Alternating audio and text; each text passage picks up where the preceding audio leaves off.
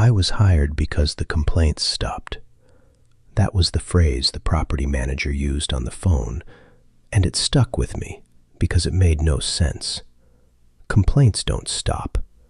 They slow down, they spike, they shift categories. Even when a building is empty, people still complain about invoices, deposits, paperwork. Silence is not a resolution. Silence is a condition.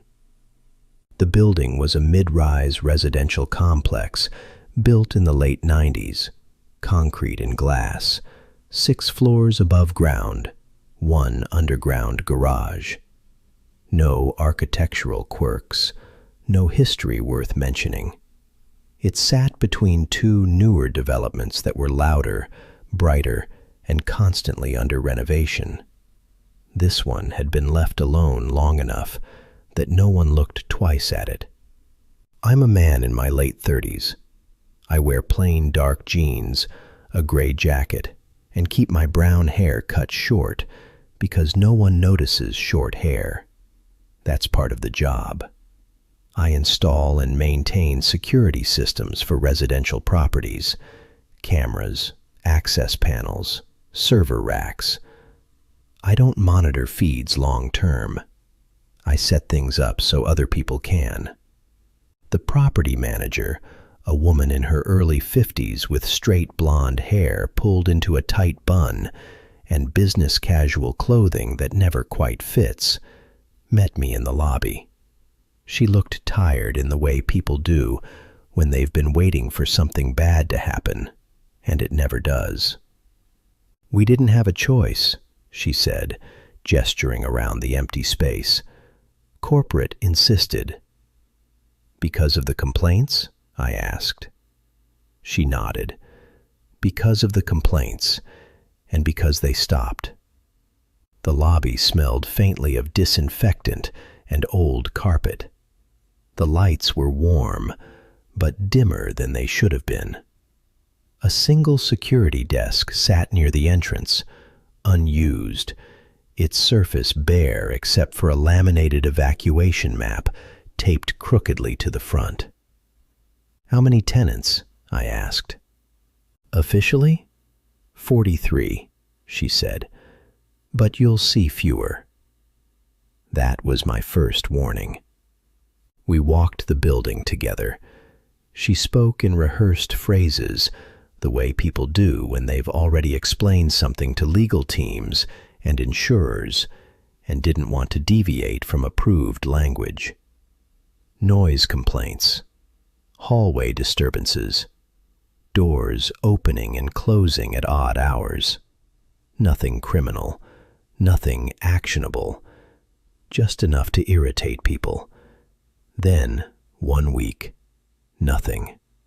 No emails, no calls, no notes slid under office doors, no late-night voicemails.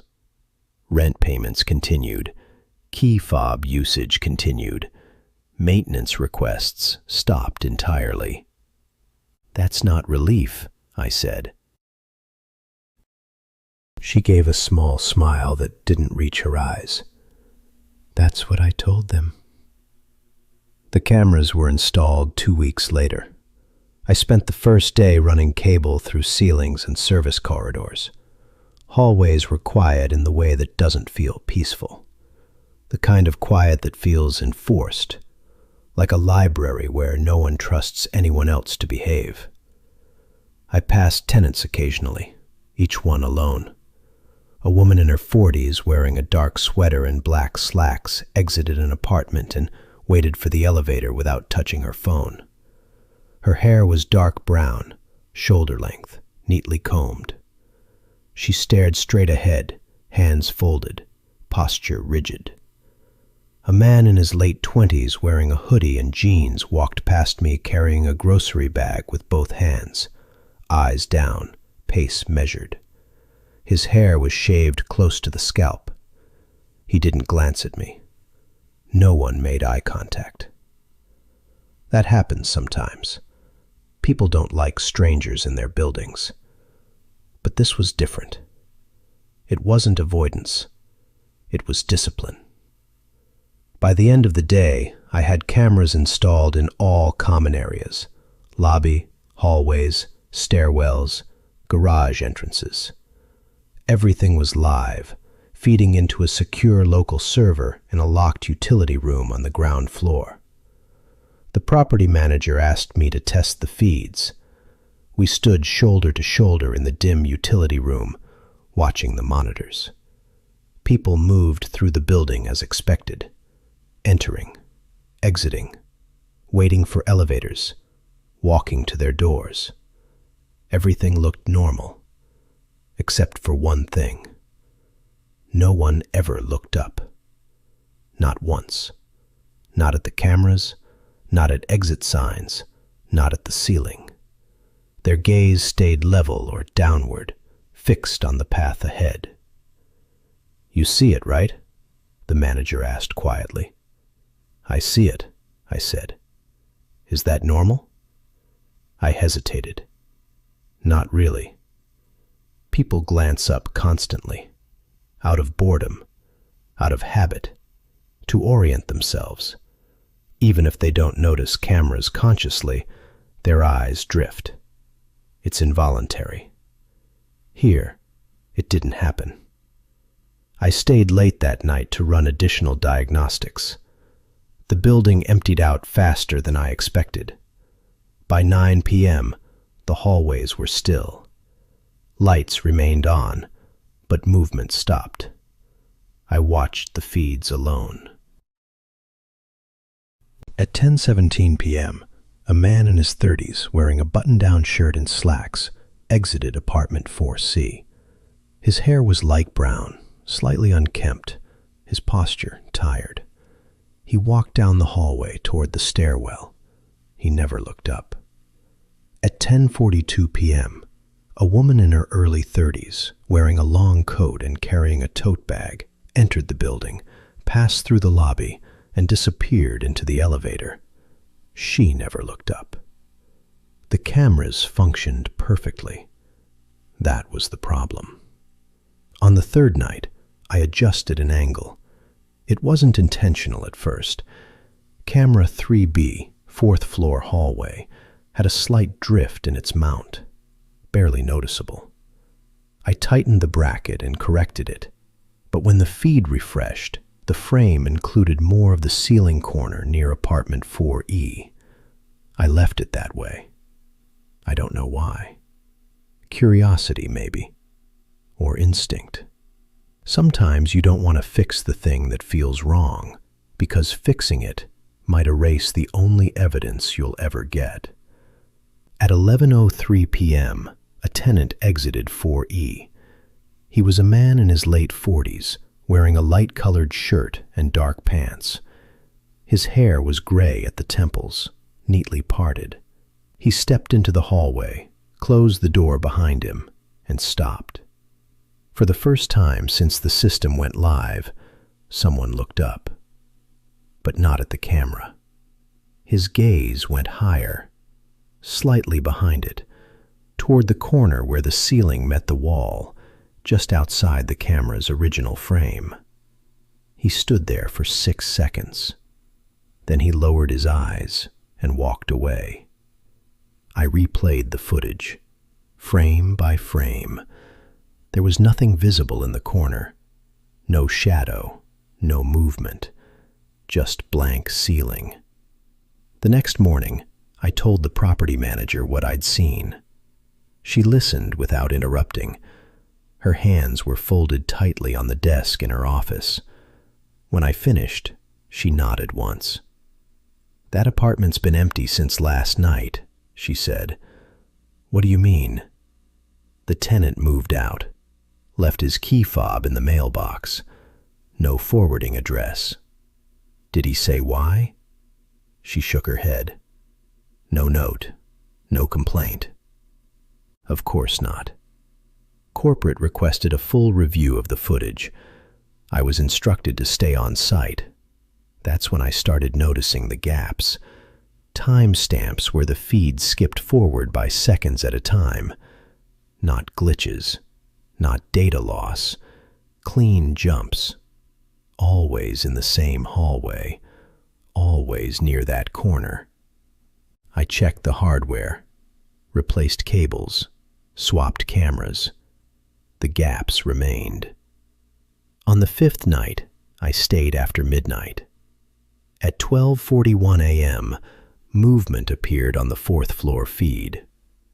The hallway was empty. Then it wasn't. A shape occupied space without entering the frame. The camera didn't register motion the way it should have. No trigger, no alert. It wasn't a person. It wasn't anything I could describe cleanly. It was an absence that displaced light. A subtle distortion where the ceiling corner seemed deeper, as if the angle went on longer than it should have. I leaned closer to the monitor. The shape did not move. The hallway lights flickered once, not off, not on, just enough to notice. At 12:43 a.m., the feed skipped ahead 12 seconds. The hallway was empty again. I didn't sleep that night. The next day, 3 more tenants moved out. No complaints, no explanations. Corporate instructed the property manager to keep occupancy numbers confidential. By the end of the week, fewer than 20 units were occupied. The cameras never caught anything overt. No figures, no anomalies that could be flagged in a report. Only behavior. People stopped lingering in common areas. They walked faster. They stayed close to walls. They avoided the fourth floor entirely if possible. And no one looked up. I tried talking to a tenant once. A man in his early 30s, wearing a dark jacket and jeans, black hair cut short, waiting for the elevator. "Hey," I said casually. "Quick question." He froze. Not flinched, not startled. Froze. His eyes stayed level. His jaw tightened. His hands clenched at his sides. "I can't," he said quietly. "I'm sorry." Then he stepped into the elevator and pressed the button without looking at the panel. The doors closed. The fourth floor was evacuated within 2 weeks. The building remained operational. Rent was still paid. Lights still turned on. The cameras still recorded. Corporate decided to sell the property. I was asked to remove the system. On my last night, alone in the building, I reviewed the footage one final time. Camera 3B, fourth floor. The angle had corrected itself. Perfectly framed hallway. No ceiling corner. I scrubbed back through days of footage. Every instance where the corner had been visible was gone.